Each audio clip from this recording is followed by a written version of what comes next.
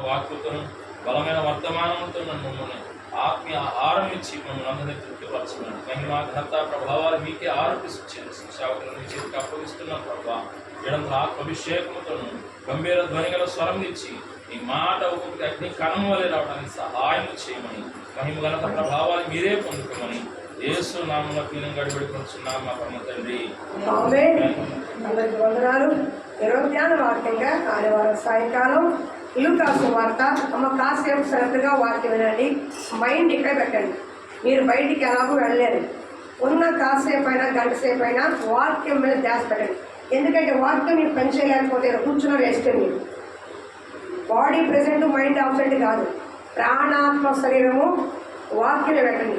నాకు వాక్యం వింటామంటే చాలా ఇష్టం. ఎవరు చెప్పినా ఇంకా చిన్నవాళ్ళు అని పెద్దవాళ్ళు. ఎందుకో తెలుసా, దేవుడు ఏ మాట ఎప్పుడు బయలుపరుస్తాడని శ్రద్ధగా వింటాను. వాక్యం ఎప్పుడు శ్రద్ధగా వింటామో దేవుడితో ముఖాముఖిగా మాట్లాడతాడు.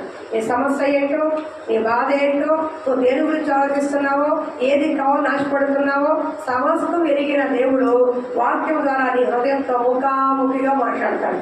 అలా కాకుండా ఎప్పుడైపోతా ఏదో కూర్చున్నావా, రాకపోతే ఏమనుకుంటారా, ఏదో ఇంటికి పిండి ఉందా, వాళ్ళ ఇంటికి వెళ్ళినా పిండి రుబ్బుకోవాలా, ఇలాంటి ఆలోచన కూర్చుంటే వాక్యం నీ మైండ్లోకి ఎక్కదు. నువ్వు కూర్చున్నా వేస్ట్ అయిపోవాలి. ఖచ్చితంగా గంట వరకు నేను బయట పంపించాను. కాబట్టి ఏం చేస్తారు, మీ ప్రాణాత్మ శరీరాన్ని వాక్యం వినండి. ఈరోజు మంచి వాక్యం మీరు మనకి ఇచ్చున్నాడు. ఈ వాక్యం మీకు అర్థమైతే ఈ వాక్యం ప్రకారం ఉంటాయని మీరు ఇష్టపడండి. మీ కుటుంబాల్లో ఈరోజు మొదలుకొని దేవుడు ఒక అద్భుత కార్యం చేయడుగాక. హల్లెలూయా. లూకా సువార్త తీసి పెట్టుకుందాం. 5వ అధ్యాయము. లూకా సువార్త 5వ అధ్యాయము 1 నుంచి 11 వరకు చదువుదాం. లూకా సువార్త కొత్త నిబంధన గ్రంథంలో చూడండి. ఎవరు ఒక మాత్రం చదవండి.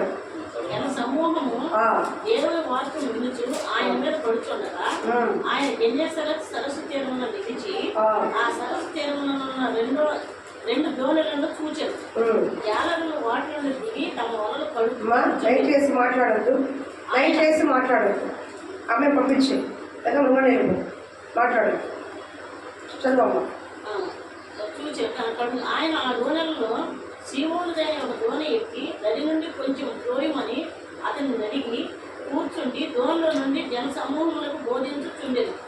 ఆయన బోధించడం సాధించిన తరువాత, నీవు దోణను లోతులకు నడిపించి చేపలు పట్టుటకు మీ వలన వేయుడని సీమోనుతో చెప్పగా, సీమోను ఏలినవాడా, రాత్రి అంతయో మేము ప్రయాసపడుతుంది కానీ మాకేమీ దొరకలేదు. అయినను నీ మాట చొప్పున వలలు వేతులని ఆయనతో చెప్పారు. వారు అలాగూ చేసి విస్తారమైన చేపలు పట్టిరు. అందుచేత వారి వలలు పిగిలిపోవచ్చుండగా వారు వేరొక దోణిలో ఉన్న తమ పాలివారు వచ్చి సహాయం చేయవాలని వారిని సైన్యం చేసింది. వారు వచ్చి 2 దోణలు మునుగునట్టు నింపిరి. సీమోను పేరు చూసి యేసు మోకాళ్ళ ఎదుట సాగిలపడి, ప్రభువా నన్ను విడిచిపోము, నేను పాపాత్ముడనని చెప్పాను. ఏమేనగా వారు పట్టిన చేప రాసిని అతను కూడా వారు విస్మయముంది. బాబు ఇటే కొంచెం హల్లెలూయా. ప్రార్థన చేసుకుందాం. అమ్మ దయచేసి ఎవరు మాట్లాడద్దు, పిల్లలు మాట్లాడండి. ఇందాక నుంచి చూస్తున్నాం, ఇద్దరు కూర్చొని మాట్లాడుతున్నారు. కొంచెం మధ్యలో కొంచెం భయం భక్తితో కూర్చోవాలి. హల్లెలూయా. లేదా కాపులు పంపించి వస్తాను వెళ్ళిపోమని చెప్పు. అలా చేస్తే దయచేసి మాట్లాడద్దు, దయచేసి మాట్లాడదు. 3 సార్లు చెప్పాను నేను. మమ్మిటిగా ప్రేమించే మా ప్రియ పరలోక తండ్రి, మీకు వందనాలు స్తుతి స్తోత్రాలు చెల్లించుకున్నాం. నీ కృపలో ఈ వాక్య భాగాన్ని మీకు అప్పగిస్తున్నాం. వచ్చిన నాతో మాతో ముఖాముఖిగా మీరు మాట్లాడమని, అయా ఎవరి జీవితాల్లో ఏ విధమైన పరిస్థితులు ఉన్నాయో సమస్తం ఎరిగిన దేవుడు కనుక ఈ వాక్యము ద్వారా ప్రతి ఒక్కరితో మీరు మాట్లాడి వారి దగ్గర జవాబు దయచేయమని, ఆశీర్వాదంతో నింపమని, వారి కుటుంబాలు కట్టమని, నీ కొరకు నీ పనిలో వాడుకోమని నన్ను మమ్మల్ని మీకు అప్పగించుకుంటూ, పరిశుద్ధాత్మ దేవుడా నీ యొక్క మాట నా నోట ఉంచి కావలసిన ప్రతి మాట నాకు సహాయం దయచేయమని, గొంతును ముట్టి స్వస్థత ఇచ్చినందుకు, గంభీరమైన స్వరాలు ఇచ్చినందుకు నీకే స్తుతి మహిమ ఘనత చెల్లించుకుంటూ యేసు నామమున అడుగుచున్నాం తండ్రి, ఆమేన్. హల్లెలూయా, హల్లెలూయా. బాబు బైబిల్ తీసు, సరిగ్గా కూర్చో, సరిగ్గా కూర్చో, ఇద్దరు కూర్చో. నేను ఎటున్నాను ఎటున్నాను సరే కూర్చోండి. ఒక్కళ్ళు అనాసరిలోనే వాక్యం ఆపేస్తాను. పురుషుల్లో కానీ స్త్రీల్లో కానీ కళ్ళు ఆరపకుండా చూడండి. అర్థమవుతుందా? ఏం పర్లా.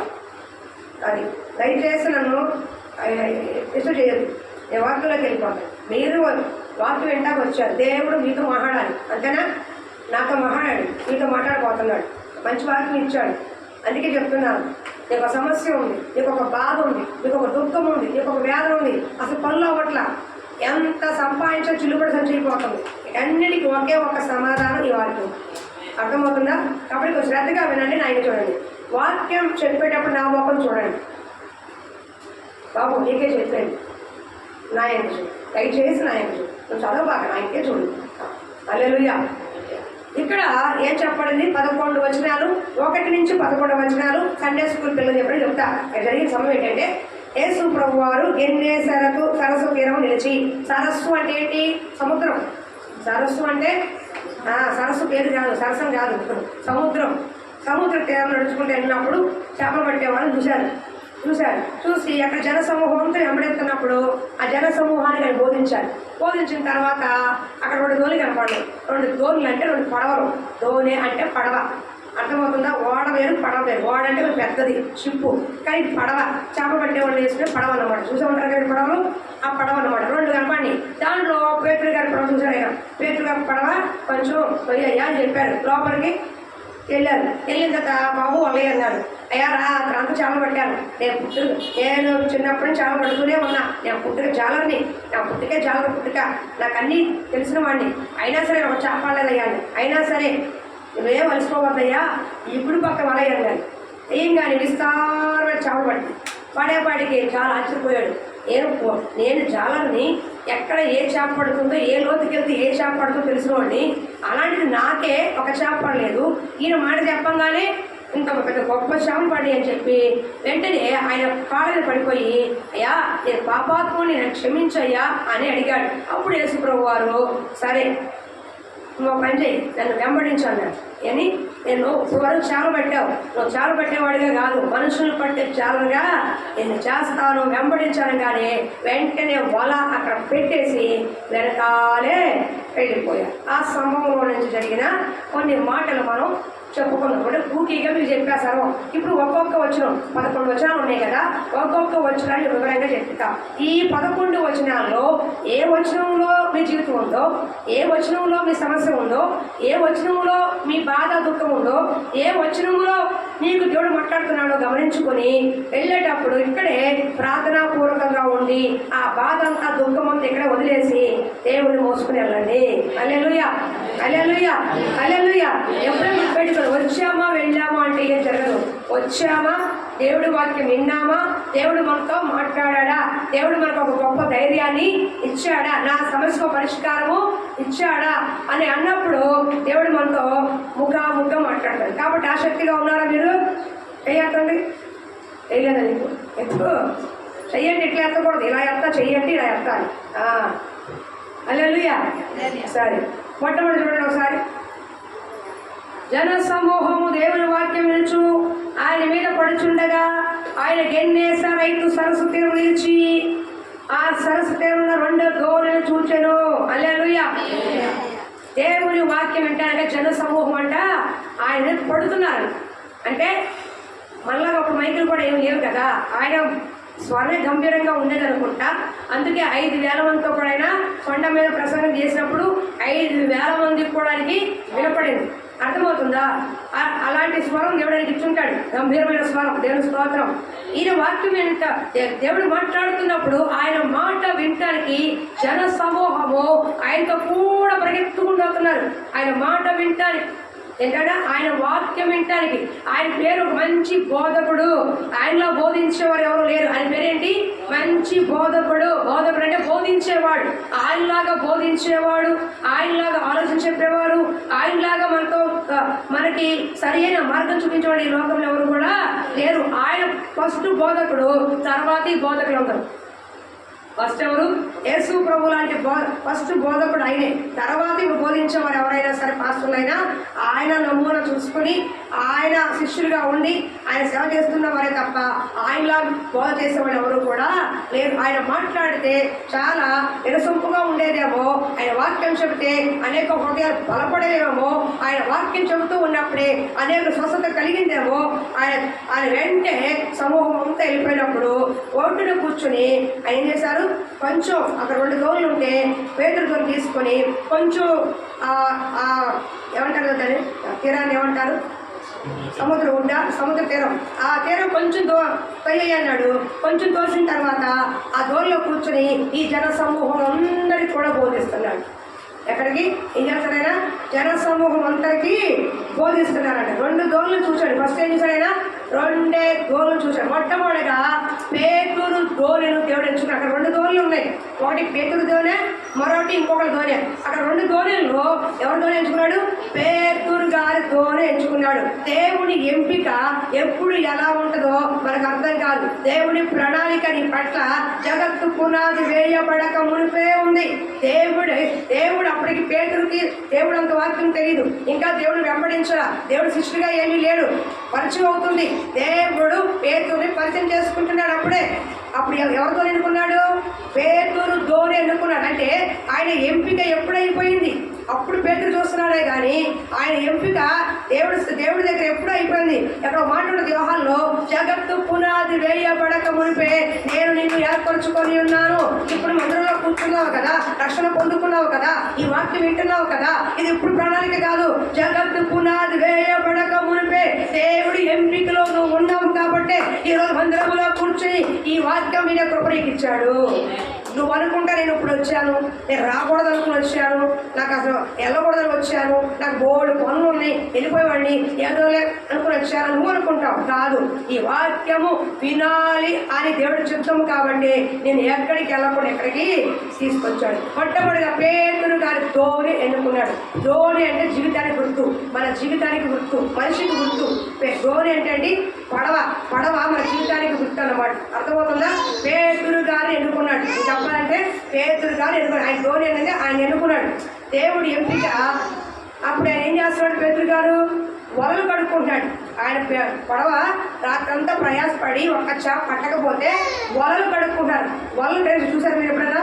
చేపలు పట్టేవాళ్ళు చూడండి. వలలు ఇలా తెరచాపలాగా వేసి ఏం చేస్తారంటే ఇలా గిలకొట్టి రాళ్ళు, రప్ప, నాచు, పీచు, చెక్క ముక్కలు, ఈ గవ్వలు, ఇంకా ఏమిటో బ్రాంచెస్ లాగా ఉంటాయి. అవన్నీ కూడా దానికి వచ్చినప్పుడు ఏది లేకుండా శుభ్రంగా వల ఒడ్డుకు తీసుకొచ్చి ఒక్కొక్కటి ఏరేస్తారు. ఏరేసి నక్క గొల్లలని, చెక్క ముక్కలని, పిత్తవరికి లాంటివి కానీ, చిన్న చిన్న చేపలు లాంటివి కానీ, ఇంకా ఏదైనా డస్ట్ కానీ, నాచు కానీ వస్తే ఏం చేస్తారు?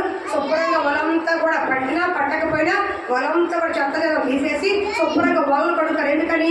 మళ్ళీ మరొకసారి ఫ్రెష్గా వేయటానికి. మీకు అర్థమవుతుందా? అలా వలలు కడుగుతున్నప్పుడు యేసు ప్రభు వారు చూశారు. అంటే పేతురు గారు ఎంచుకోవడంలో మొట్టమొదటి కారణం అంటే పేతురు శ్రమ పడేవాడు, కష్టపడేవాడు. చెప్పండి, ఎవరు దేవుడు ఎన్నుకుంటాడు? సోమరులు ఎన్నుకోడు, బద్దకస్తులు ఎన్నుకోడు, అనాశక్తులు ఎన్నుకోడు, నా పొత్తు బాబేవాడు ఎన్నుకోడు. ఎవరైతే కష్టపడుతున్నారో ఆ కష్టపడే స్వభావాన్ని దేవుడు ఎన్నుకున్నాడు. ఉదాహరణకి దావీదు గొర్రెలు కాసుకునేటప్పుడు ఎన్నుకున్నాడు. దావీదు ఏం చెప్తాడు? దేవుడు దావీదుని కోరుకునే ముందుకి దావీదు చేసే పని ఏంటి? గొర్రెలు కాసుకుంటున్నాడు. అంటే ఎండకు ఎండి, వానకు తడిచి, చలికి ఒడిగి ఆ గొర్రెలకు మేపుతూ ఉన్న ఆ గొర్రెలకు కాపురి అయిన దావీదుని దేవుడు చూశాడు. అందుకే 7 మంది కంటే కూడా దావీదుని కోరుకున్నాడు. ఆమోసు ఎవరో తెలుసా? వేడి పండ్లు ఏరుకునేవాడు. ఆమోసు ఒక ప్రవక్త, గొర్రెలు కాసుకునేవాడే, వేడి పండ్లు ఏరుకునేవాడు. అతన్ని దేవుడు దర్శించాడు. అంటే ఈయన గొర్రెలు కాసుకునేటప్పుడు మోషే ఎవరు? గొర్రెలు కాసుకునేవాడు. ఎవరు? గొర్రెలు కాసుకునేవాడు. గొర్రెలు కాసుకునేటప్పుడే తన మామ మంద మేపుతున్నప్పుడే దేవుడు ఎంచుకున్నాడు. మోషే ఎవరేంటి అయ్యా? నువ్వు కొంచెం ఇంట్రెస్ట్ తక్కువ ఉండండి, మీరు కొంచెం షార్ప్గా ఉండండి. ఏం చెప్తున్నారు? ఇత్రో మందరం ఎత్తున్నప్పుడే మోషే ఎన్నుకున్నాడు. 12 అరకాల ఎత్తును దున్నుతున్న ఎలీషా ఎన్నుకున్నాడు. వీళ్ళందరూ ఏం చేస్తారు? అసలు చెట్టు కింద కూర్చున్నారా? పని పట్ల సోమరిలో కూర్చున్నారా? పుట్లేసుకుని కూర్చున్నారా? ముచ్చట్లు వేసుకుని కూర్చున్నారా? కూర్చున్నారా? పుల్లలు నోట్లో పెట్టుకుని తినుకుంటూ కూర్చున్నారా? మాంసం ముక్కలు తిని అరక ఏం కాదు, కష్టపడుతున్నారు.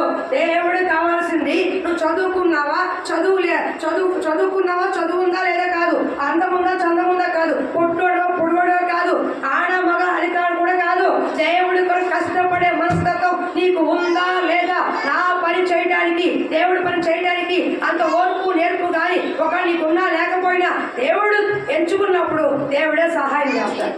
కాబట్టి మొట్టమొదటిగా కష్టపడే మనస్తత్వం కలిగిన వాడు ఎవరంటే పేతురు నేర్చుకునే కారణం ఏంటి? వలలు కడుక్కుంటున్నాడు. ఏం చేస్తున్నాడు? కొండమ్మ గారు ఏం చేస్తున్నారు? ఇప్పుడు మీకు పని చెప్పాలనుకోండి, నేనే ఉన్నా, మీకేదైనా పని చెప్పాలనుకోండి ఒళ్ళొంచి పని చేసేటప్పుడు చెప్తా, కానీ ఇక్కడ నుంచుని అడ్డంగా చూసినప్పుడు చెప్పనుగా, మీరు కూడా ఇంట్లో వరకు చెప్పరుగా, అవునా కదా? మన దగ్గర ఎవరైనా పని చేసి ఉన్నారనుకోండి, కష్టపడి ఒళ్ళొంచి పని అమ్మాయి ఉందనుకోండి, మెచ్చుకుంటారు, 2 ఇడ్లీ ఎక్స్ట్రా పెడతారు, పొద్దున సాయంకాలం టీ కాఫీ కూడా ఇస్తారు. అదే ఒళ్ళు ఉంచకుండా ఏదో పైపై ఉద్దేశం వెళ్ళిపోయింది అనుకోండి, వెళ్ళినాక ఏం చేస్తారు? తిట్టుకుంటారు. అవునా? డబ్బులు పోతున్నాయి కానీ శుభ్రం లేదు, ఈ సోపు ఇట్లాగే ఉంది, ఈ సోపు ఇట్లా కనపడుతుంది, గిన్నెలు నిండా సబ్బే, గిన్నె నిండా ఊరికే అనుకున్నాను అనుకోరా. అంటే ఎవరైనా కానీ కష్టపడే మనస్తత్వం ఉన్నావు అని ఇష్టపడతారు అని అర్థం. నువ్వు పని చేస్తున్నప్పుడు శ్రీనివాస పని చేస్తున్నావు అనుకో, పని చేసినప్పుడు ఎవరు ఉండాలా? పొద్దున్న సాయంకాలం నడువు వంచకుండా కష్టపడి పని చేసే అమ్మాయి అంటే ఒక 10 రూపాయలు ఎక్కువ వేస్తుంది. ఈ ఉన్నప్పుడేమో పేపర్ తీసేసి పక్కకి అమ్మాయి కానీ ముచ్చట్లాడుకుంటూ కూర్చున్నారనుకోండి, ఆయన చూస్తాడు ఏమన్నా పని కావాలి కాబట్టి చూస్తే ఏం చేస్తాడు? 40 పోయినాక ఈ అమ్మాయి వద్దు, ఆ అమ్మాయి ఇంకొక అమ్మాయి అయితే బాగా పని చేస్తుంది, ఈ అమ్మాయి అయితే సోంబేరిగా ఉంది, వద్దు ఈ అమ్మాయి చేస్తే నల్లగా వద్దు పడే అనిపిస్తుంది. అవునా కాదు? అంటే మనుషులైన మనమే కష్టపడే వాళ్ళని ఇష్టపడతాం. దేవుడు కూడా తన ఘనమైన పనికి పరిచర్యకి ఎంచుకునే ముందు పేతురు గారు శ్రమజీవి కష్టపడేవాడని చెప్పి దేవుడు ఎంచుకున్నాడు. దేవుడి ఎంపిక బహు విచిత్రంగా ఉండదు. పేతురు గారు చదువుకున్నవాడే కాదు, పామరుడు అంటే చదువు లేనివాడు. ఆయన జాలరి, చదువుకున్నవాడేం కాదు, చావ పెట్టేవాడు. అలాంటి వాడిని మనుషులు పట్టే జాలరిగా దేవుడు మార్చుకున్నాడు. హల్లెలూయా. మొట్టమొదటిగా పేతురు ఎంపిక. దేవుడు పేతురు గారి దోని కోరుకున్నాడు, పేతురుని కోరుకున్నాడు. ఎందుకంటే కష్టపడే మనస్తత్వం ఉందని. ఈ రోజున పరిచయకి ఎవరు కావాలి తెలుసా? అంచగా ఉన్నవాడు కాదు, డబ్బిచ్చేవాడు కాదు, కులపత్రులు కాదు, దేవుడు పని కోసం కష్టపడేవాడే కావాలి. అలాంటి వాడే పని చేస్తారు, అలాంటి వాడే నిలబడతారు. అర్థమవుతుందా? చూడండి ఒకసారి. జాలర్లు వాటిలో దిగి తమ వలలు కడుగుతుంది. ఆయన ఆ దోణిలో సిమోనుదైన ఒకటి దోణి ఎక్కి దరి నుండి కొంచెం త్రోయమని అడిగి కూర్చుండి దోణిలో నుండి జనసమూహంలో బోధించుచుండెను. హల్లెలూయా. ఆయన దోణి ఎక్కి అంటే ఆయన నీ జీవితంలోకి వచ్చి అక్కడ ఆయన పేతురుగా దోణి ఎక్కి జనసమూహానికి వాక్యం చెప్తున్నాడు. ఆ ప్రభువారు ఆ పేతురుగా దోణి ఎక్కాడు. ఇక్కడ మనకి మన హృదయంలో దేవుడు తెలుసుకునే మనసు మనకు ఉండాలి. ఏముండాలి? హృదయంలో దేవుడిని చేర్చుకునే మనసు మనకు ఉండాలి. పేతురు గారు తన ధోనిని యేసుప్రభుకి ఇచ్చాడు. వాక్యం చెప్పడానికి ఇదిగో ప్రభు నా ధోని వాడుకొని ఇచ్చాడు. నువ్వు నీ హృదయాన్ని దేవుడికి ఇవ్వాలి. ప్రభు ఇక్కడ కూర్చుని డబ్బులు ఇవ్వటం కాదు, డబ్బులు ఇచ్చేవాడు బంగారు ఇచ్చాడు కాదు. మొట్టమొదటికి ఏముండాలి? నీ హృదయం దేవుడికి ఇవ్వాలి. ఇరికి నలిగిన హృదయాన్ని దేవుడు అలక్ష్య. చాలా మంది డబ్బులు ఇస్తారు, దశంభాగాలు ఇస్తారు, కానుకలు ఇస్తారు, బంగారు ఇస్తారు, వెండి ఇస్తారు, బ్యాంకు బ్యాలెన్స్ చూపిస్తారు, అవసరం మందులు కూడా కొంటారు. కానీ ఇవ్వండి ఏంటి? హృదయము ఇవ్వలేదు. ఒక భార్య భర్తకి కోటీశ్వడంట. వినండి అమ్మా, వినండి, చూడండి. భర్త వదిలేసాం వాడుకోండి. భర్త చాలా కోటీశ్వరుడు, భార్య ఎప్పుడు విచారంగా ఉండేది, దిగులుగా ఉండేది, దిగాలుగా ఉండేది. ఒకరోజు భర్త చూసి అడిగాడు, నీకు ఇదిగో ఎంత పెద్ద బంగళా ఇచ్చా, ఇన్ని కార్లు ఇచ్చా, ఇంతమంది పనివాళ్ళు ఇచ్చా, ఎందుకు ఎప్పుడు చూసిన దిగులుగా ఉంటానని అడిగిందంట. అప్పుడు ఆవిడ అడిగిందంట, ఎంతో ఆస్తి ఇచ్చావు, ఐశ్వర్యం ఇచ్చావు, పనివాళ్ళని ఇచ్చావు, ఎంత ఇచ్చావు, కానీ నీ హృదయం నాకు ఇవ్వలేదు అని అడిగిందంట. అంటే తన హృదయం, భార్యకి డబ్బులు ఇచ్చాడు, భార్యకి తిండి ఇచ్చాడు, భార్యకి వస్త్రాలు ఇచ్చాడు, భార్యకి అన్నీ ఇచ్చాడు, కానీ తన పక్కన కూర్చుని ప్రేమను పంచలేకపోయాడు, ఆనందాన్ని ఇవ్వలేకపోయాడు. కాబట్టి భార్య ఏమైపోయింది? దిగులు పడుతుంది. ఎంత రాయి రంత కాపురం చేస్తా, మంచంత కాపురం చేస్తావిడే, బంగారంతో చేస్తా. కట్టుకున్న భర్తతోనే కాస్త ప్రేమగా మాట్లాడడానికి ఇష్టపడతారు భార్య. ఎంత ఐశ్వర్యం ఉన్నా, ఎంత బంగారం ఉన్నా, కట్టుకున్న భర్త పక్కన కూర్చుని అమ్మ తిన్నావా, ఉన్నావా, ఆరోగ్యం బాగుంటుందా, ఎలా ఉందమ్మా అంటే భార్య మనసు సంతోషపడది. నువ్వు ఇచ్చే వెండి బంగారం కంటే విలువైంది అన్నమాట. అవునా? అప్పుడు అన్నాడంట, అది తప్ప ఏమైనా అడుగున్నాడంట. ఈ ఆస్తి అంతా నీదే, నా హృదయం మాత్రం నీది కాదు అన్నాడు. ఇంకా ఏమి చేయలేదు, మంచి భార్యకి అంతగా ఏం కావాలి, అవునా కదా?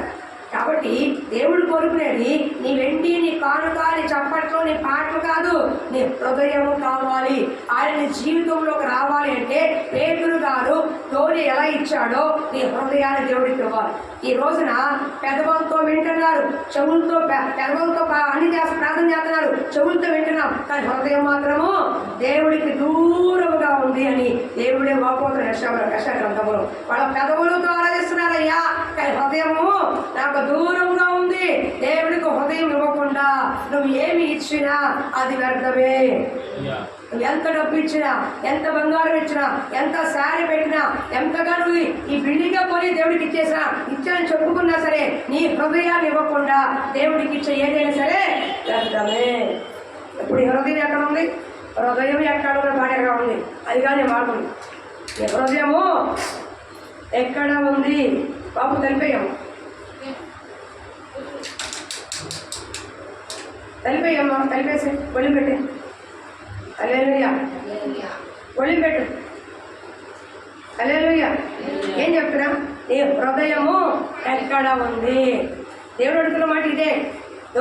దేవుడు ఆయన ఇచ్చాడు, నీ హృదయం దేవుడికి ఇచ్చావా? ఇన్ని సంవత్సరాల నుంచి మందిరానికి వస్తున్నావుగా, నీ హృదయం ఎక్కడ ఉంది?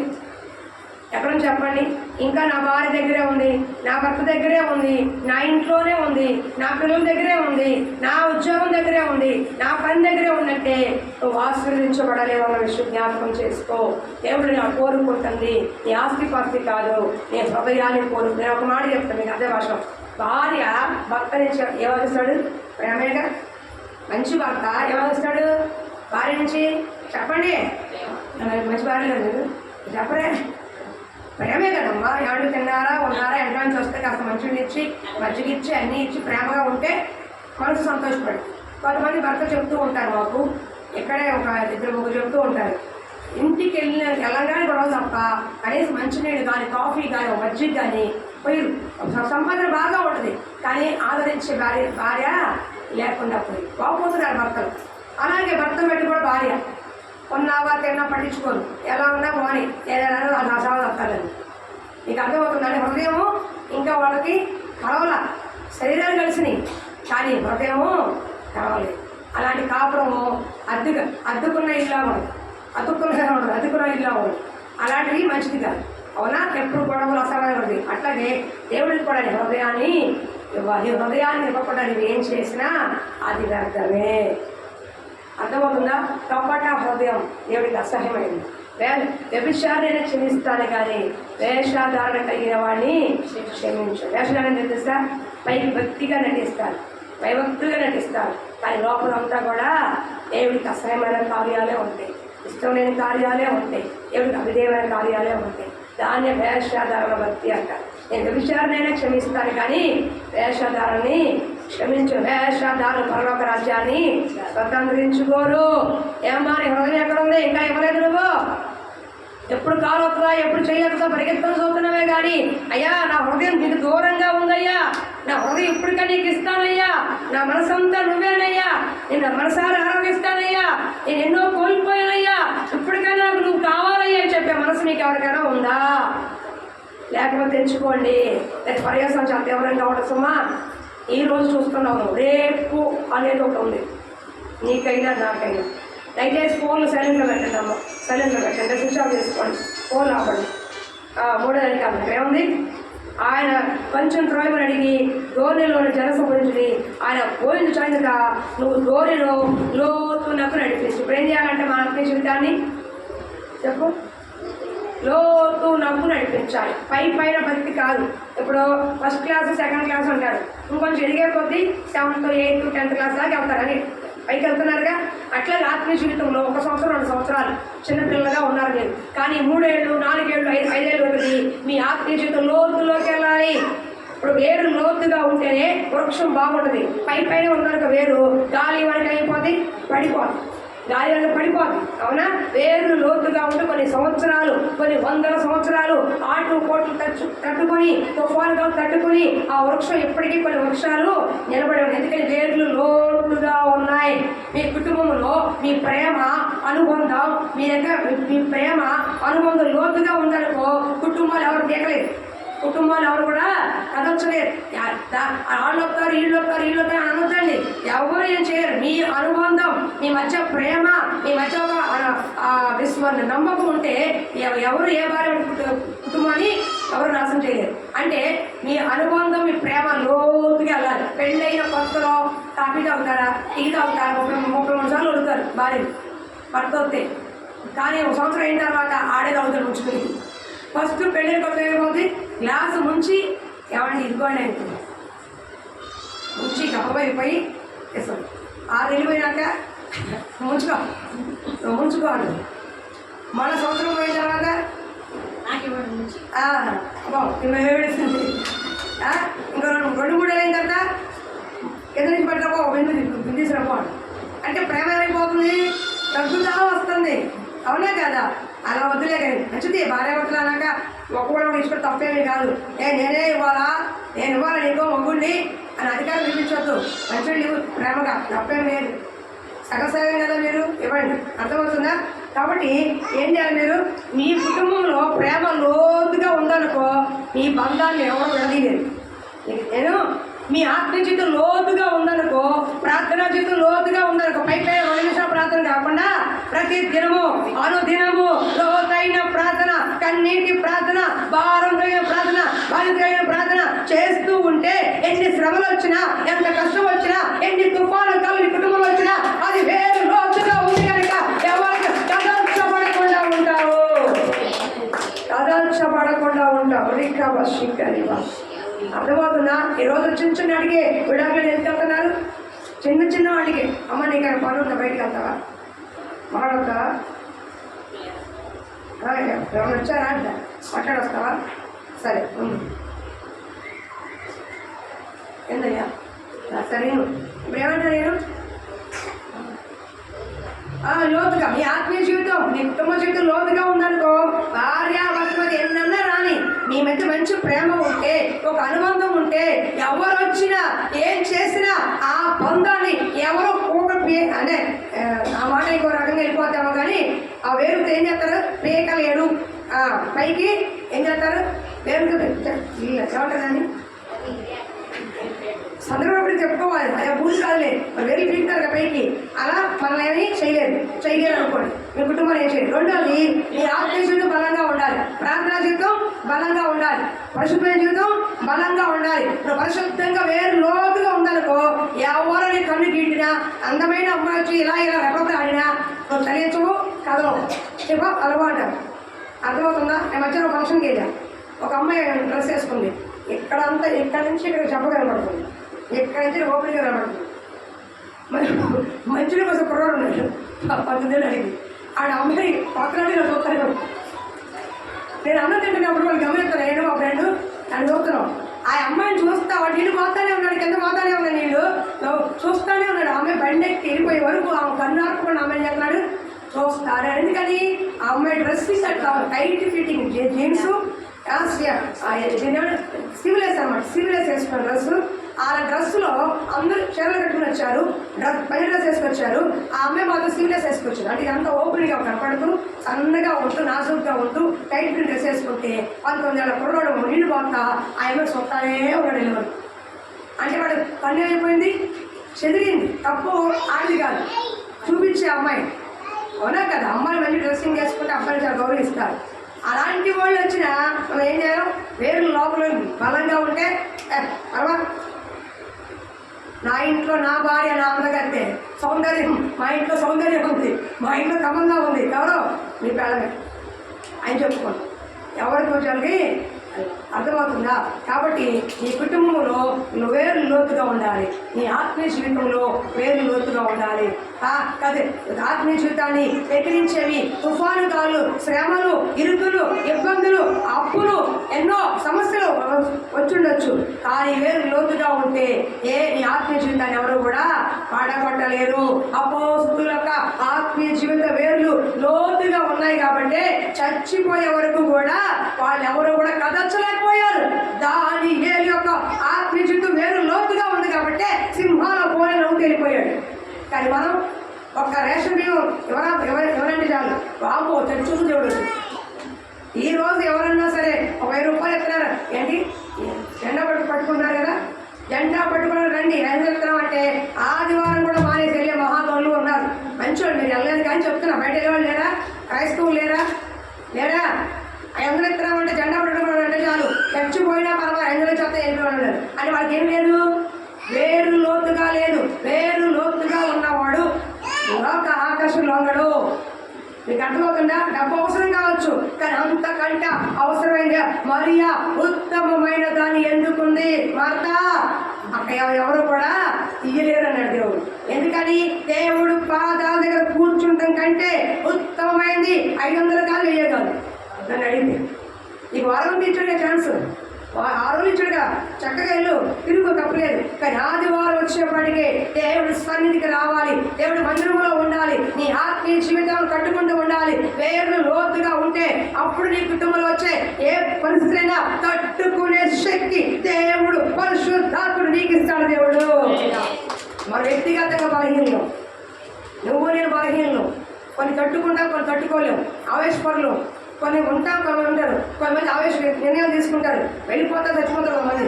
కానీ ఈ రోజు కూడా ఎన్ని వచ్చినా తట్టుకుని నిలబడుతున్నామంటే ఏముంది? దేవుని యొక్క ఉచితమైన కృప తప్ప మరొకటి కాదు. కాబట్టి ఆత్మీయ జీవితము లోతులకు నడిపించబడాలి. పైన భక్తి సరిపోదు, పైన ప్రార్థన సరిపోదు. నువ్వు 10 నిమిషాలు ప్రార్థన చేసావు, సంవత్సరం వచ్చినప్పుడు 10 నిమిషాలు ప్రార్థన చేసావు, 2 ఏళ్ళు అవుతుంది వచ్చి అరగంట చెయ్యాలి, 3 ఏళ్ళు అవుతుంది గంట చెయ్యాలి, 4 ఏళ్ళు అవుతుంది 2 గంటలు చెయ్యాలి, 5, 6, 10 ఏళ్ళు అవుతుందంటే మినిమం 3 గంటల నువ్వు చెయ్యాలి. అది ఆత్మీయ లోకంటే నీకు నువ్వే కొంత చేసుకొని సార్లు అనుకుంటే కాదు. 3 గంటల నుంచి 6 గంటలు 5 గంటల వరకు ప్రార్థన చేస్తూనే ఉండాలి. అప్పుడు లోతులో మనం నడిపించాం, దేవుని యొక్క దర్శనాన్ని చూడగలుగుతాం. యెషయా ప్రవక్త ప్రార్థించినప్పుడు పరలోక దర్శనం కనపడింది. యాకోబు నిద్రిస్తున్నప్పుడు దేవుడి దర్శనం కనపడింది, అవునా కదా? హెచ్కేల్ చెరలో ఉన్నప్పుడు దర్శనం కనపడింది. పద్మాసు దీపంలో ప్రార్థిస్తున్నప్పుడు యోహానికి దేవుడు రాకడా చూపించాడు. మరి నీకేం చెబుతున్నాడు దేవుడు? కళ్ళు మూసుకుంటే చాలు అప్లోడ్ కనబడతాడు, కళ్ళు మూసుకుంటే చాలు పక్కింట్లో ఎన్నో కనబడతాడు, కళ్ళు మూసుకుంటే చాలు ఇంకే కనబడతా ఉంటాయి, లేదా రాత్రంతా సినిమాలు చూస్తాయి అవి కనబడతా ఉంటాయి. అది కాదు దర్శనాలంటే. నువ్వు ప్రార్థిస్తున్నప్పుడే పరిశుద్ధాత్మ తాకుదల నీకు ఉండాలి. ప్రార్థిస్తున్నప్పుడే నీకు దేవుడి యొక్క దర్శనం కనిపిస్తూ ఉండాలి. నువ్వు ప్రార్థిస్తున్నప్పుడే నువ్వు నీకు ఎక్కడికి వెళ్ళాలో ఏం చెయ్యాలో దేవుడే చెప్తాడు. ఆ దర్శనం ఉందా? లేకపోతే తెచ్చుకోండి. అర్థమవుతుందా?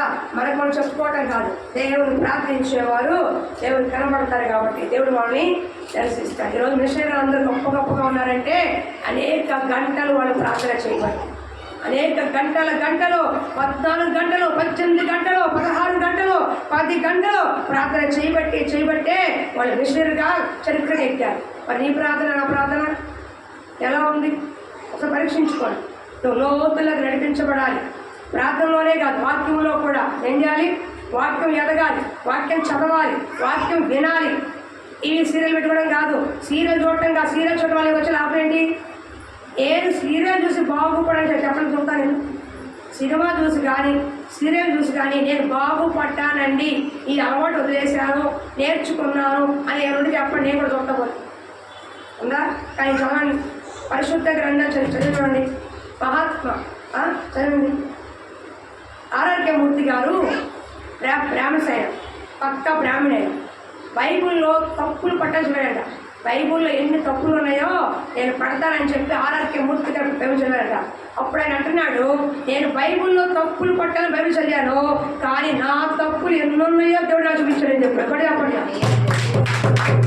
బైబుల్లో తప్పులు పట్టాలని బైబుల్ చదివాను, కానీ నాలో ఎన్ని లోటుపాట్లు ఉన్నాయో, ఎన్ని తప్పిదాలు ఉన్నాయో ఈ వాక్యం నాకు చూపించినప్పుడు నేను రక్షకుడు దగ్గరికి వచ్చేసాను అన్నాడు. ఆయన ఎన్నో సంవత్సరాలు కొన్ని లక్షల మందికి టీవీ ద్వారా సువార్త ప్రకటించిన గొప్ప దైవసేవుడు ఆర్ఆర్కే మూర్తి. ఎప్పటికీ నిందిస్తామండి ఆర్ఆర్కే చర్చలు. మంచి సేవకుడు ఆయన. అర్థమవుతుందా? బైబిల్ చదివితే మనకేంటో తెలుసు, లోతులకి వెళ్తాం. ఏది మంచో ఏది చెడో, ఏం చెయ్యాలో ఏం చేయకూడదు, ఎలా ఉండాలో ఎలా ఉండకూడదు, ఎలా జీవించాలో ఎలా జీవించకూడదు, సమస్తం తేటగా చెప్పేది ఇదే. నీకు ఎవరు చెప్పాలో చెప్తారు. అని వాత వేయబడిన మనస్సాక్షి అంటే తెలుసా, ఎంత హెచ్చరించినా, ఎంత గద్దించినా, ఎంత వాక్య సూటిగా వస్తున్నా, తప్పు అని తెలిసినా మనస్సాక్షి చేస్తారు, పక్కన నెట్టేస్తారు. ఏం చేస్తారు? పక్కన నెట్టి. అదే వాత వేయబడిన మనస్సాక్షి. మంచి మనస్సాక్షి అయితే పశ్చాత్తాపం వస్తుంది. జాగ్రత్త సుమా, దేవుడు అన్ని సమయాలు ఇంకా ఇది కాదు, అన్ని సమయాలు ఒకేలా ఉండడు. ఆయన బొమ్మ కొలుసు కూడా తెలుసు. కనికర సంపన్నుడు, బహు జాలి గల దేవుడు. నిజమే. తిప్పు వెనక్కి, దహించు అగ్ని అయిపోయానండి, దహించు అగ్ని. కాబట్టి ధ్యానం మీరు జాగ్రత్తగా ఒక నేర్చుకోండి. దేవుడు ఎల్లకాలం ఒకేలా చూడటం, ఒక చూసి ఒక్కసారి వేస్తాడంతే. ఒక్కసారి అయితే తట్టుకోవడం చాలా కష్టం. కాబట్టి మన ఆత్మీయత ఎలా ఉండాలి? లోతునకు నడిపించబడాలి. నీ గమ్యం ఎవరైనా చేయవసరంలా, నీకు వాక్యం వింటే తెలిసిపోతుంది ఏం చేయాలి, ఏం చేయకూడదు, ఎక్కడ ఉండాలి, ఎక్కడ ఉండకూడదు, ఎవరితో ఉండాలి, ఎవరితో ఉండకూడదు, ఎలా జీవించాలి, ఎలా జీవించాలి, మొత్తం కూడా దేవుడి వాక్యం ద్వారా తేట తెల్లంగా ఉంది. కాబట్టి ఆత్మీయత ఏం చేయాలి? లోతునకు నడిపించాలి. నీ లోపాలు ఏంటో, మన తప్పిదాలు ఏంటో, మన లోపాలు ఏంటో, నా లోపాలు ఏంటో సరిది ఈ వాక్యమే. నీ వాక్యం చదివే చాలా మార్పు తెచ్చుకున్నాను. నాకు ఎవరు చెప్పరా, నేను ఎవరి మాట వెళ్ళా. వాటికే మా అమ్మ నేను మాట వెళ్ళా, సేవకుల దగ్గర ఉన్న వాళ్ళ మాట కూడా సరిగ్గా వెళ్ళా. కానీ వాక్యం నేను 5 సార్లు బైబిల్ చదువుతూ ఉన్నప్పుడు, వాళ్ళ జీవితాలు చూసినప్పుడు, నాలో ఉన్నప్పుడు తప్పిదాలు చూసినప్పుడు మార్చుకుంటూ వచ్చాను. ఇప్పటికీ చదువుతున్నాను, ఇంకా చదువుతాను, ఇంకా మార్చుకోవాలి. ఎందుకంటే ఇది చెప్పినట్టుగా ప్రపంచం ఎవరు కూడా చెప్పలేదు. వాక్యం నేను మాట్లాడుతున్నాను, ఎవరు మాట్లాడుతున్నారు? ఈ వాక్యం ద్వారా దేవుడు మాట్లాడుతున్నాడు నీతో. ఆ మాట దేవుడి మాటగా ఎంచి నువ్వు బాగుపడితే దేవుడు సంతోషిస్తాడు. ఇంకా ముందుకెళ్ళాలి. చూడండి, లోతుకు మన ఆత్మీయుడికి ఎలా ఉండాలంట? లోతునకు నడిపించాడు, భూలోకి ఉండాలి. ముందుకెళ్ళయ్యా, చదువు. లోతులు నడిపించి చేపలు పట్టకు మీరు వల్ల వేడుకుంటుందా? సీమోను ఎదిరివాడ రాత్రంతా మేము ప్రయాసపడుతుంది కానీ మాకేమీ దొరకలేదు. అయినను నీ మాట చొప్పున వల్ల అని చెప్పిన. హల్లెలూయా. ఈ మాట చెప్పిన తర్వాత లోతులకు నడిపించాలి. ఎందుకన్నారంటే అక్షరాలు చూసుకుంటే చేపలు లోతైన చోటే చేపలు ఎక్కువగా ఉంటాయి, పెద్ద చేపలు ఎక్కువ పడతాయి. మీకు అర్థమవుతుందా? ఈ ఒడ్డ చిన్న చిన్న చేపలు, పెద్ద పరికలు అని, చిన్న చేపలు అని, ఏమంటారు బురకలు అలాంటివి దొరుకుతాయి, పట్టగుడుసులు లాంటివి దొరుకుతాయేమో. అదే సముద్రం కొంచెం లోపలికి వెళ్ళామనుకోండి పెద్దగా చేపలు దొరుకుతాయి. చేపలు పెట్టే వాళ్ళకి చిన్న చేపలు సగంగా పట్టరు, వాళ్ళు లెక్క తీసుకోరు, పక్కబడేస్తారు. పెద్ద చేపలు ఏమంటారు రాగండి, వచ్చేదా బొచ్చా ఏమంటారమ్మా, రాగండి ఇలా ఉంటారుగా చేపలు. ఏమంటాయి ఇంత చేపలు ఏమంటాయి? పెద్ద చేపలు ఉంటాయి. అవునా? లోతుకి వెళ్ళినప్పుడు సహజంగా ఏమవుతుందంటే పెద్ద చేపలు పడతాయి. అందుకని ప్రభువారు అన్నారు లోతు నడిపించి అన్నారు. అప్పుడు అనిపించి వలయ్య అన్నాడు. అంటే అప్పుడు సింహన్ అంటున్నాడు, పేతురు అంటాడు, అయ్యా రాత్రంతా మేము ప్రయాసపడ్డాం అయినా మాకేమీ దొరకలేదు. అర్థమవుతుందా? ఈయనెవరు? జాలరి. ఆయన ఎవరు? వడ్రంగి. ఆయన కార్పెంటర్. ఈయనేమో జాలరి. పుట్టి పెరిగిందంత సముద్రంలో పుట్టి పెరిగి ఎక్కడ ఏ చేప పడుతుందో ఎప్పుడు పడుతుందో తెలిసినవాడేమో జాలరి. ఎవరు? పేతురు. ఆయనకి ఏ చక్క పని చేసి ఆయన ఎవరు? యేసు ప్రభువు పని ఏంటి? వడ్రంగి పని. చేప పని కాదు, ఏంటి? వడ్రంగి పని. ఏమయ్యా నీది వడ్రంగి పని, నాదేమో చాలా పని. నా దాంట్లో నువ్వు వస్తావేంటి?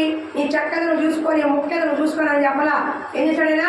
నీ రాత్రంతా ప్రయాసపడ్డాను కానీ నీ మాట చొప్పున నేను వేస్తానయ్యా అన్నాడు. రాత్రంతా కూడా చేపలు పట్టి అంత నైపుణ్యం ఉన్నాయినా, చేపలు పట్టి అంత ఇది ఉన్నాయినా యేసు ప్రభువారి మాటకు లోబడి నీ మాట అయినను నీ మాట చొప్పున నేను వలేస్తానన్నాడు. అంటే ఈయనకి ఆయన జాలరే కానీ ఈయన జాలరి కాదు. కానీ ఆయన మాట చొప్పున ఏం చేశాడు? దేవుడి మాటగా ఎంచి అప్పటి వరకు బోధించాడుగా, అప్పటి వరకు వాక్యం చెప్పాడుగా, అప్పటి వరకు కార్యం చేశాడుగా. అవన్నీ చూసిన పేతురు మంచి బోధకుడి అనుకుని ఆయన మాటకు లోపడ్డాడు. అదేంటయ్యా అలా అంటావు? ఏ జాలరిని, నువ్వు కార్పెంటర్ని, నాకు తెలుసా నీకు తెలుసా? రాత్రంతా పడ్డాను. నువ్వు పడతాయా? రాత్రే చేపలు ఎక్కువ పడతాయి, తెల్లవారుజామున ఎక్కువ పడతాయి చేపలు. అలాంటి పట్టణాలు పడతాయా? ఇప్పుడు ఏమంటావో పడతాయా? ఏం చెప్తున్నాయో నువ్వు అని ఎదురు చెప్పరా? అయినను నీ మాట చొప్పున నేను వలేస్తా అన్నాడు. ఆయన ఎవరు ఏంటని కాదు, నీ మేలు కోరినప్పుడు, నీ మంచి కొని చెప్పినప్పుడు నువ్వు మాట వినాలి. అప్పుడే నీకు ఆశీర్వాదం. నీ ఇష్టానుసారంగా ఉంటాను, నీకేం తెలుసు, నాకేం తెలుసు, నా పని నాకు తెలుసు, నీ పని నీకు తెలుసు అనుకున్నావు అనుకోండి, ఆ లెటర్ తేడా అయిపోతుంది. ఎవరు ఏ పని చెప్పినా దేవుడి సర్వాంతర్యామి, ఆయనకు అన్నీ తెలుసు. అవునా కదా? యేసుప్రభు వారికి సర్వాంతర్యామి, ఆయనకు అన్నీ తెలుసు. కాబట్టి ఆయనకు తెలియదంటూ మరుగైందంటూ ఏమీ లేదు. కాబట్టి ఏం చేయాలి? మనం దేవుడి మాటకి లోపడాలి. అవ్వ లోపడలా. అవ్వ తినొద్దమ్మా అన్న పంటని తినేసింది, అవిధేయత చూపించింది, నష్టపోయింది.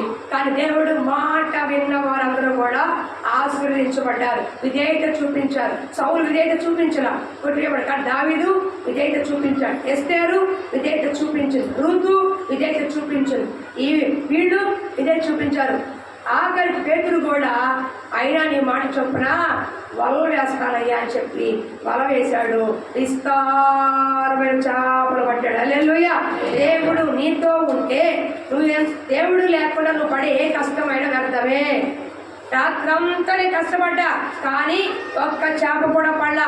నెలంతా కష్టపడుతున్నా, వారం అంతా కష్టపడుతున్నా, రోజంతా కష్టపడుతున్నా, అయినా నా దగ్గర ఏమేమి లేవు, డబ్బులు లేవు. దేవుడు లేని జీవితంలో ఆశీర్వాదం కానీ సమృద్ధి కానీ చూడలేము అన్న విషయం జ్ఞాపకం చేసుకోండి. దేవుడు మనతో ఉన్నాడు మనం చెప్పుకోవడం కాదు. నీ ఆశీర్వాదం, నీ అభివృద్ధి, నీ ఆత్మీయత జనులందరికీ కనబడినప్పుడు వాళ్ళు ప్రకటిస్తారు, ఇదిగో దేవుడు నీతో ఉన్నాడు. హల్లెలూయా, హల్లెలూయా. ఆయన పుట్టు చాలి ఎక్కడ ఏ స్థితిలో ఉందో, ఏ చేప ఎలా ఉంటుందో, పిట్ట పరికో పెద్ద చేప ఆ కొరణ పడితే మొత్తం తెలుసు ఆయన. అలాంటి వ్యక్తే, నైపుణ్యం కలిగిన వ్యక్తే ఒక్క చేప పట్ల దేవుడు నీతో లేనప్పుడు అది ఎంత ప్రయాసపడ్డా, ఎంత ఆయాసపడ్డా, ఎంత కష్టపడినా ఆ డబ్బులు చేతికి రావడం చాలా కష్టంగా ఉంటుంది. చాలా మంది చూడండి, కొంచెం డోర్ చూసుకోయ్యా, డోర్ తీసి చూసుకో. నేను మాట చెప్తా, మేము పనులు చూస్తూ ఉంటాం, వాటర్ బాబు టైం నాకు తెలుసు, చూడబా 8:30 పంపిస్తా. నేను చెప్తున్నా, సారీ ఏం చెప్తున్నాను, మైండ్ డబ్బా కడుతున్నారు, చాలా పనులు చూస్తూ ఉంటాయి. వాళ్ళు పొద్దు నుంచి ఎండలో కష్టపడతారు, సిమెంట్ మోసి అవి మోసి, కానీ సాయంకాలానికి ఏమవుతున్నారు మీకు అర్థమవుతుందా? వారం అంతా కష్టపడతారు, ఆ ఎండలో కూలి పని చేసి సిమెంట్ ఆ ఇసుక కలిపి సిమెంట్ కలిపి పైకి మెట్లు ఎక్కి చెమట్లు కార్చుకుంటూ తుడుచుకుంటూ అనుకుంటా ఆ డాబాలు ఎక్కి కష్టపడుతున్నారు, డాబాలు ఎక్కి పెయింట్ చేస్తున్నారు, డాబాలు ఎక్కి కూరగాయలు అమ్ముకుంటున్నారు, పళ్ళు అమ్ముకుంటున్నారు, రకరకాల ఎండలో కష్టపడుతున్నారు. కానీ 90% చాలా ఏం చేస్తారు, వీళ్ళు శనివారం వచ్చాం పడికి వెళ్ళిపోతుంది సంపాదన అంతా, వారం అంతా పడి కష్టం అయిపోతుంది, శనివారం పడికే డ్రింక్కి వెళ్ళిపోతుంది, లేదా ఏదైనా ఆటకి వెళ్ళిపోతుంది, లేదంటే అమ్మాయి దగ్గరికి వెళ్ళిపోతుంది. కష్టపడే సమయం ఎందుకు వస్తుందా అంటే దేవుడు నీ జీవితంలో లేని ప్రయాస వ్యర్థమే. దేవుడితో నువ్వు ఉంటే అది కొంచెమైనా సమృద్ధి కలిగిన వాడు ఉంటావు, కొంచెముగా ఉన్నా విస్తారంగా ఉంటుంది, అది కొంచెముగా ఉన్నా దేవుడు నిన్ను సమృద్ధిగా నడిపిస్తాడు. కాబట్టి ఎవరున్నారు తోడు? ఇరుగు పొరుగు వారు, ఇంట్లో వాళ్ళ కాదు, దేవుడు నీతో తోడుగా ఉంటే. ఏసేపుతో దేవుడు తోడుగా ఉన్నాడు కాబట్టి పోతీఫరు ఇంట్లో ఉన్నప్పుడు ఏసేపు దీవించాడు, చెరసాలలో ఉన్నప్పుడు దేవుడు దీవించాడు, ఎక్కడో ఉన్నప్పుడు వేసం తీసుకెళ్ళి అధికారిగా కూర్చోబెట్టాడు. దేవుడు తోడు నీకు ఉంటే అట్టడుగున నిన్ను కూడా తీసుకెళ్ళి దీన దరిద్రుల్ని పెంటకు ఉన్నవారిని ఉన్నతంగా నిలబెట్టువాడు ఆయనే. ఇది తెలుసుకోండి అంకాళమ్మ గారు, తెలుసుకోండి. దేవుడు మనతో, నేను మందిరానికి వచ్చే దేవుడు నాకు తోడున్నట్టే కాదు, నేను ప్రార్థన చేస్తున్నాను అది కూడా కాదు, నేను ఎత్తున్నాను అది కూడా కాదు. దేవుడితో సహవాసం చేసి దేవుడు మాటకి ఎవరు లోబడతారో, దేవుడికి ఎవరు విధేయత చూపిస్తారో, దేవుడు చెప్పినట్లుగా ఎవరు చేస్తారో వాళ్ళతో దేవుడు తోడుగా ఉన్నాడు. అందరితో కాదు, నాతో ఉన్నాడు నాకు నువ్వు అనుకోవడం కాదు. అర్థమవుతుందా? ఎవరితో ఉన్నాడు? ఎవరున్నాడు? రాత్రంతా కూడా ఆయన ఎవరు? ఫిషర్ మ్యాన్, పేతురు ఫిషర్ మ్యాన్, మంచి ఎక్స్పర్ట్ అయినప్పుడు కూడా ఒక్క చేప కూడా వాళ్ళ నీ మాట చొప్పున విసుక్కోకుండా బాధపడకుండా, ఏమయ్యా అప్పటికే ఒకసారి పేతురు నుంచి ఆలోచించండి, రాత్రి అంతా నిద్ర లేకుండా ఎలా వేసుకునే ఉన్నాడు. ఇంకో పడి ఇంటికి వెళ్ళాలి, భార్య బిడ్డలు పోషించుకోవాలి, చేపలు వెళ్తే తప్ప అమ్ముకుంటే తప్ప డబ్బులు రావు. రాత్రి అంతా వెళ్తాడు, ఏసి శరీరం అంతా పండు ఏమంటారు దీన్ని, నొప్పులు ఏమంటారమ్మా, పచ్చి పుండులాగా పచ్చి అంటారు, నొప్పులు బాగా వస్తుంది ఏమంటారు, పచ్చి పుండులాగా పచ్చి బాగా బాగా కష్టపడితే ఎంత నొప్పులు బాగా వస్తాయి కదా. అచ్చి గుండెలాగా శరీరం నలిగిపోయింది, మనసు అలసిపోయింది. ఏసి ఒక చేప శరీరం నొప్పిగా ఉంది, మనసు అలసిపోయింది, నిద్ర లేదు.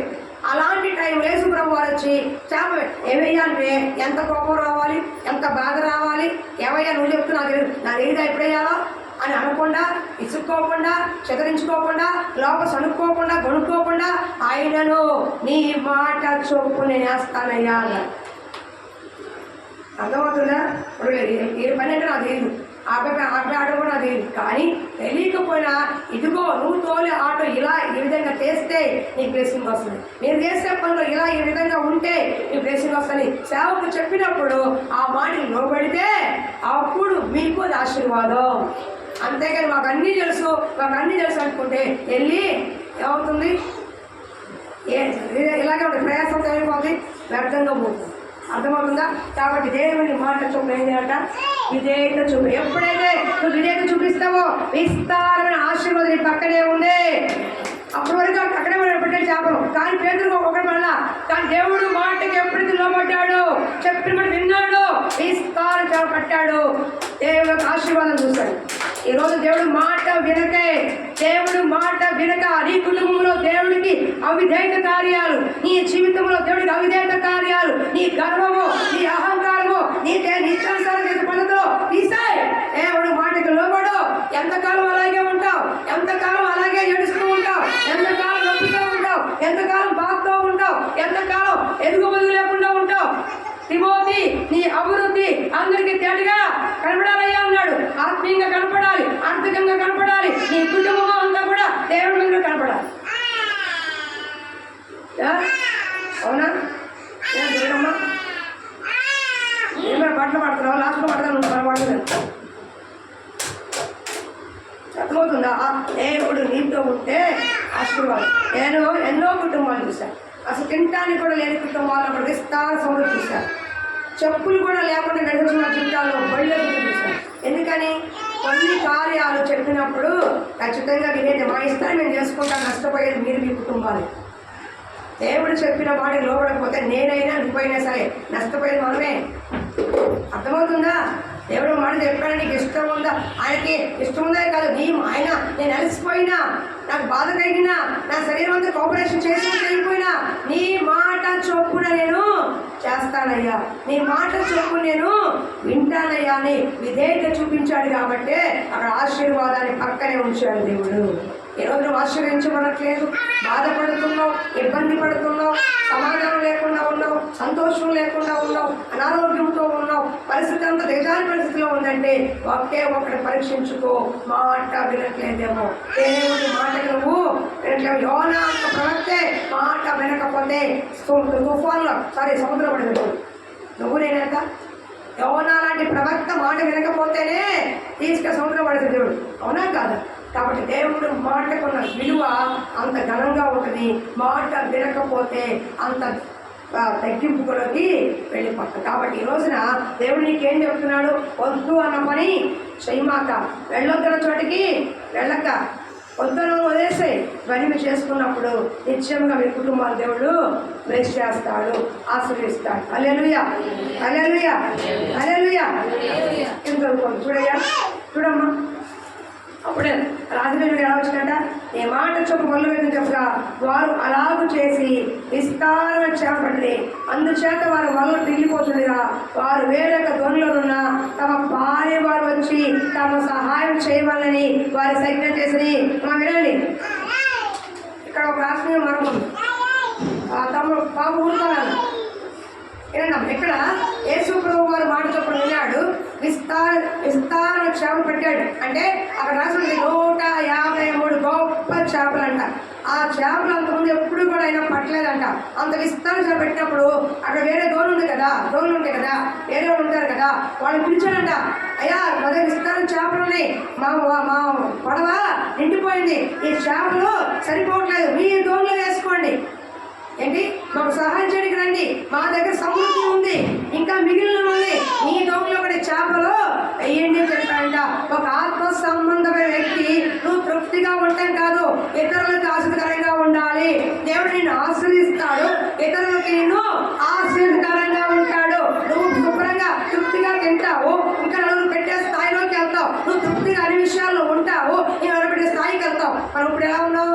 అడిగితే ఎలా ఉన్నావు? మనకి ఎవరు పెడతారని చూస్తున్నాం, అంతేనా? మరి ఆశగా ఎప్పుడు వెళ్తావు? ఇతరులకు ఆశగా ఎప్పుడు ఉంటావు?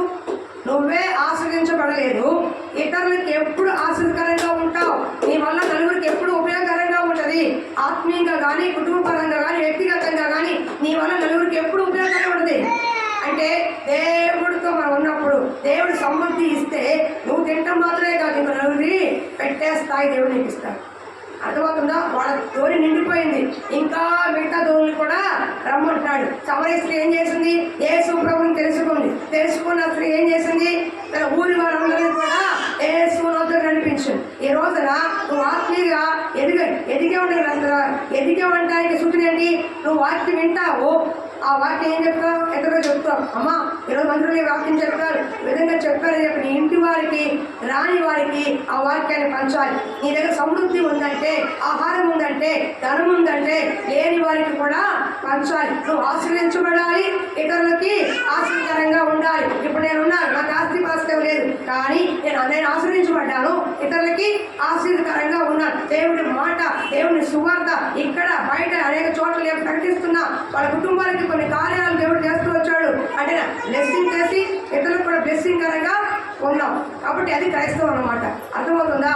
వాళ్ళు ధోని నిండిపోయింది, ఇంకా 2 ధోనులకి సైన్యం చేస్తూ వచ్చారు. మా ధోని నిండిపోయింది, మీరు కూడా రండి. మేము యేసు ప్రభు నమ్ముకున్నాం, మీరు కూడా రండి. యేసు ప్రభు మేము వచ్చాం, మీరు కూడా రండి. యేసు ప్రభు చేసిన కార్యాలు ఇవి, మీరు కూడా వినండి అని చెప్పే మాట మనకు ఉండాలి.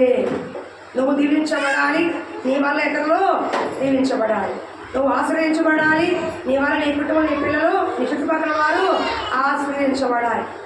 అబ్రహాం గారికి మాట ఏంటి? నేను ఆశ్రయించదను, అనేకులకు ఆశీర్వాదకరంగా ఉంచదను అన్నాడు. అర్థమవుతుందా? దేవుని పిల్లలు, లోకస్తులు వారి కుటుంబాన్ని పనికొస్తారు, లోకస్తులు వారి పిల్లలు పనికొస్తారు. కానీ క్రైస్తవులు ఇతరులకి, అనేక కుటుంబాలకి, అనేక జాతుల వారికి పనికి వస్తారు. అమ్మ మీకు అర్థం కావట్లేదా? మరే చెప్పడం అట్లేదు, ఎంత మొహాలు కూర్చున్నారు.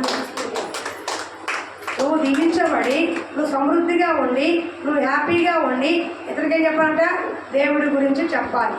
ఈ కలిగిన సమృద్ధిలో నుంచి లేని వారికి కూడా సహాయము చెయ్యాలి. పేదలకి వ్యక్తులకి సహాయము చేయాలి. వాళ్ళ ధోని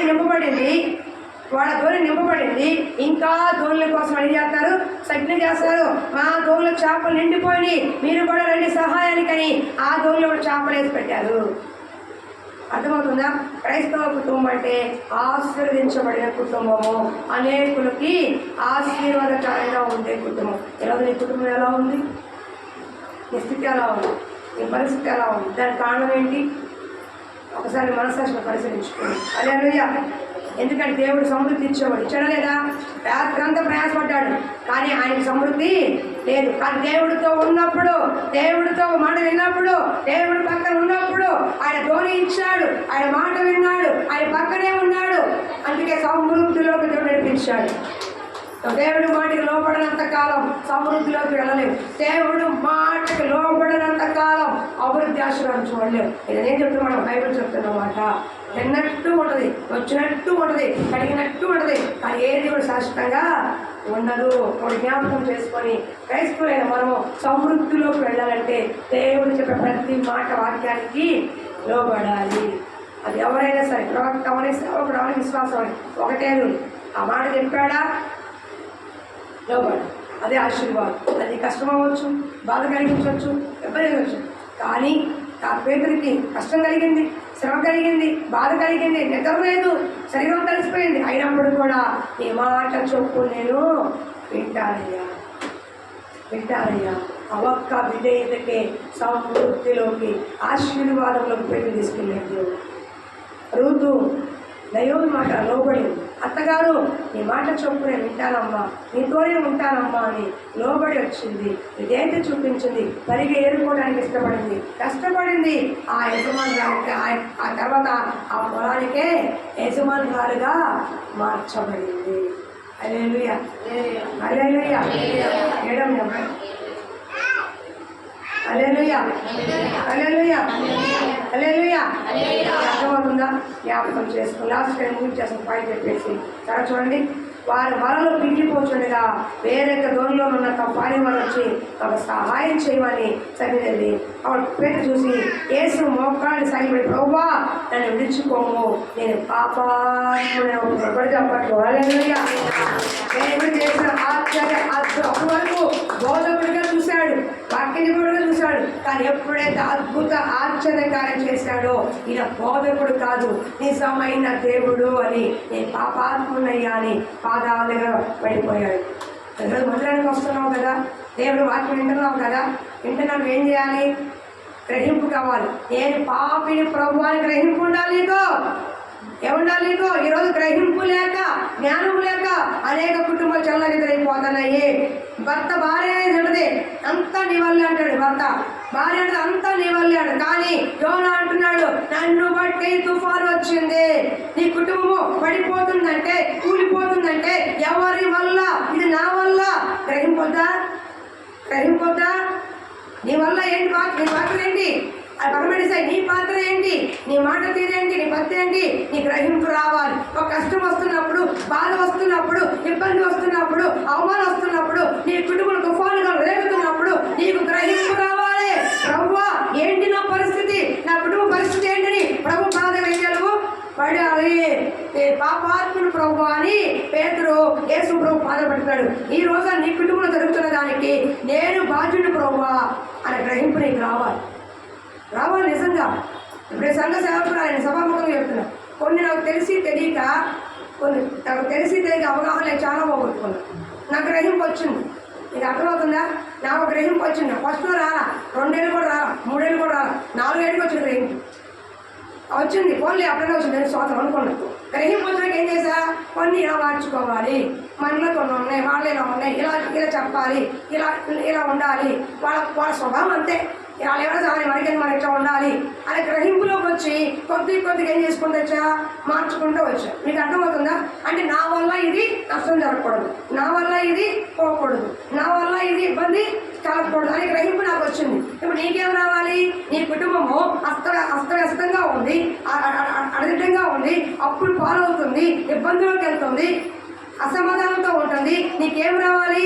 గ్రహింపు రావాలి. దేని వల్ల పరిస్థితి వచ్చింది? యోనా అంటున్నాడు, నన్ను బట్టి తుఫాన్ వచ్చింది అన్నాడు. దావీదు అంటున్నాడు, నేను పాపిని ప్రభువా అన్నాడు. ఎందుకని?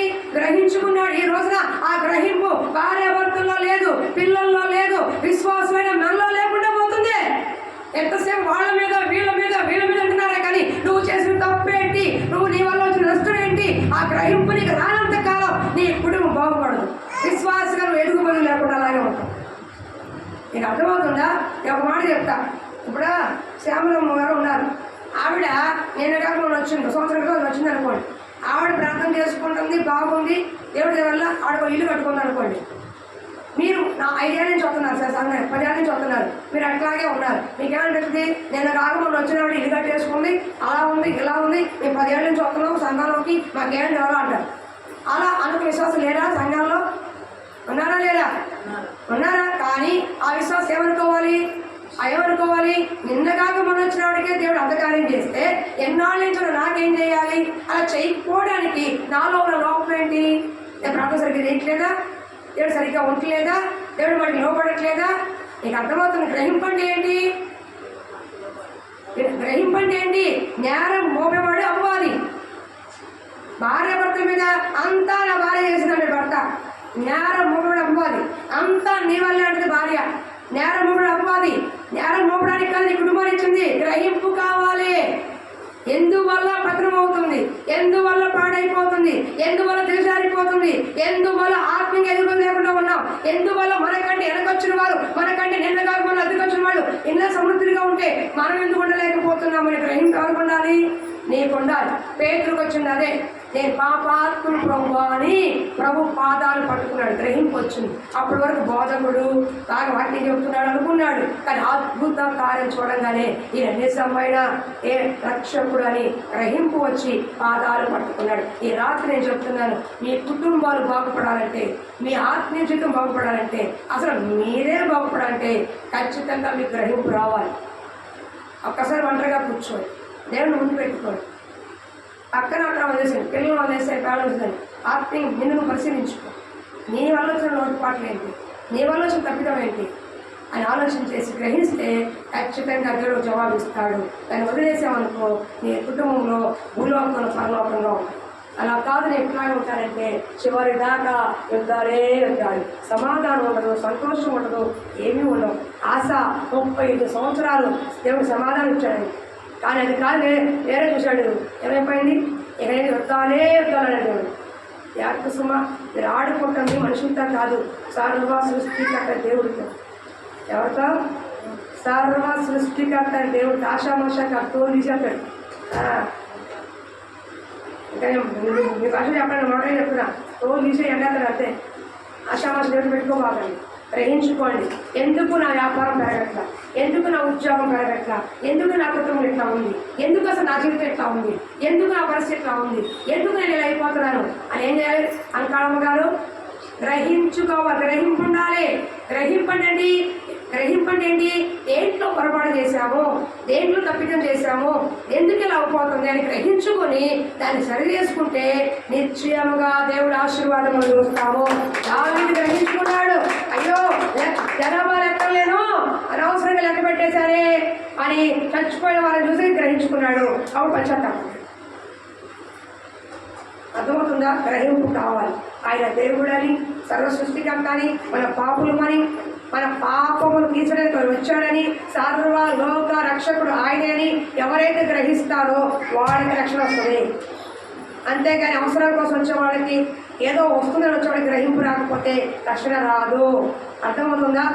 ఏ జాతిలో వారైనా సరే ఆయన గ్రహింపు కలిగి ఎవరైతే పాపను ఒప్పుకుంటారో వాళ్ళకి ప్రభు రక్తం చేత కడగబడే అవకాశం వస్తుంది. కాబట్టి ఈరోజు నీ కుటుంబమైనా, నీ వ్యాపారమైనా, నీ ఉద్యోగమైనా, నీ బిడ్డల జీవితమైనా, నీ పర్సనల్ జీవితం అయినా సరే ఎదుగు బొదుగు లేకుండా ఉంటే ఒంటరిగా కూర్చో.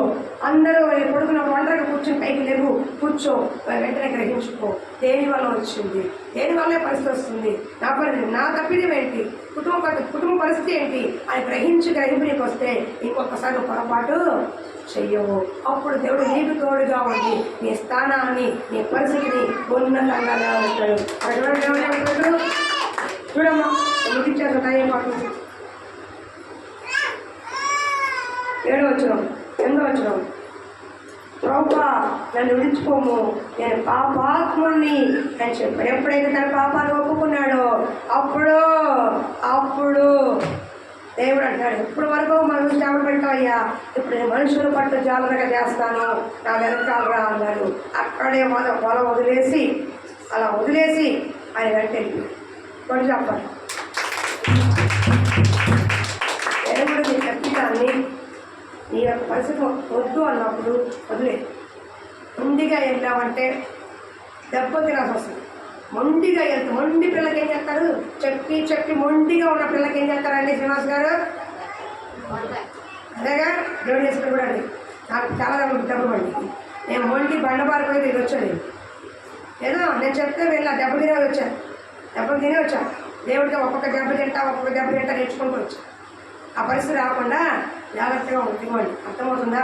ఎక్కడో అనామకుడిగా ఒక చేప పట్టేవాడిని, విలువ లేని వాడిని, చదువు లేని వాడిని, అసలు పక్కకొత్త నీ పంపు పక్కపోరా అని అసహించుకునేవాడిని దేవుడు ఎన్నిక చేసుకుని ఏర్పాటు చేసుకుని తన కోసం వాడుకునే ఒక అపోస్తుడుగా గొప్ప వ్యక్తిగా దేవుడు మార్చాడు.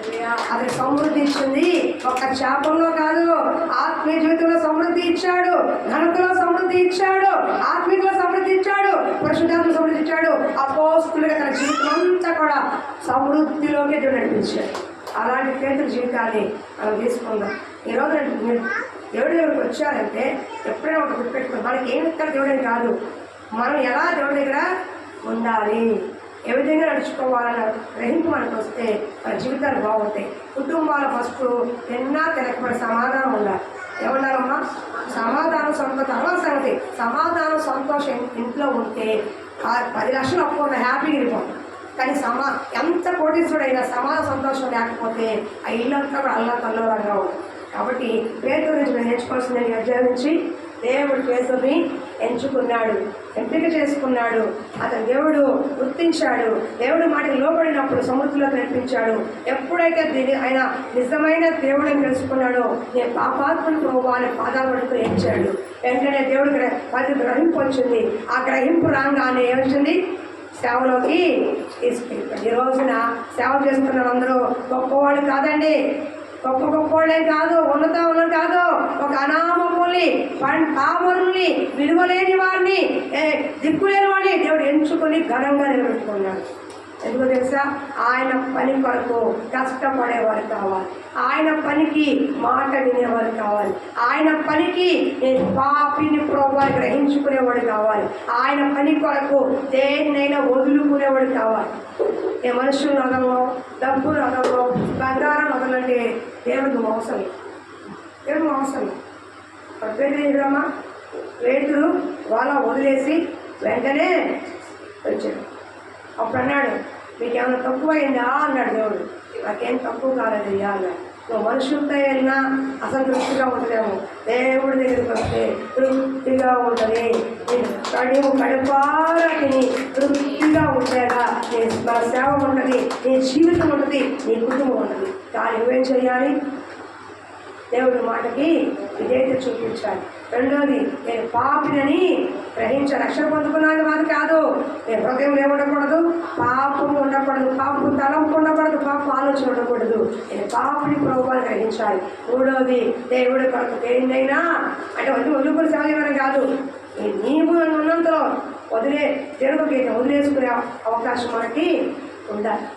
అర్థమవుతుందా? అప్పుడే నీ గోవులే నింపబడుతుంది, నీ కుటుంబము నింపబడుతుంది, నీ సముద్రంలోకి వెళతావు, దేవుడికి అభిషేకం మీదకి వస్తుంది, దేవుడిని బహుబలంగా వాడుకుంటాడు. నిన్నో నీ కుటుంబాన్ని అనేక జాతుల మధ్య ఉన్నతంలో అప్పుడు నిలబెడతాడు. ఇవేమీ చేయకుండా నువ్వు ఎంతో ప్రార్థన చేసినా గోడ పక్కన సున్నం అవుతే నీ ప్రార్థన. దేవుడి దగ్గర ఒకే పెట్టుకో. నాన్నయ్యగా నువ్వు బైబిల్ చెప్పిన మాట, ఆయనకి అనుకూలంగా వెళ్ళాలి, మనకు అనుకూలంగా కాదు, ఆయనకి ఇష్టకరంగానే వెళ్ళాలి తప్ప నీ ఇష్ట ప్రకారం వెళ్ళడానికి నీకు అధికారము, నాకు అధికారము లేదు.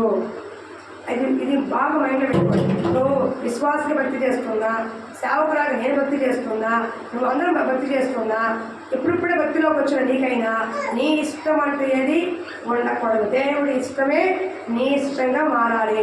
అప్పుడు సమృద్ధిలోకి అభివృద్ధిలోకి వస్తావు, నేను ఉన్నతంగా నిలబెడతాడు. అలా కాకుండా నా ఇష్టం వెళ్ళిపోయావంటే అది ఎవరి ముందు నిలబడాలనుకుంటున్నావో వాళ్ళందరూ ముందు సాధించుకునేలా దేవుడే శత్రువును రేపుతాడు. శత్రువును అడగదొరికేది ఆయనే, శత్రువును రేపేది కూడా ఆయన. జ్ఞాపకం చేసుకోండి. ఈ పరిస్థితి రాకుండా దేవుడి కొరకు నిలబడు, దేవుడి నీ పక్షాన నిలబడతాడు. ప్రార్థన చేసుకుందాం. లోతైన జలముల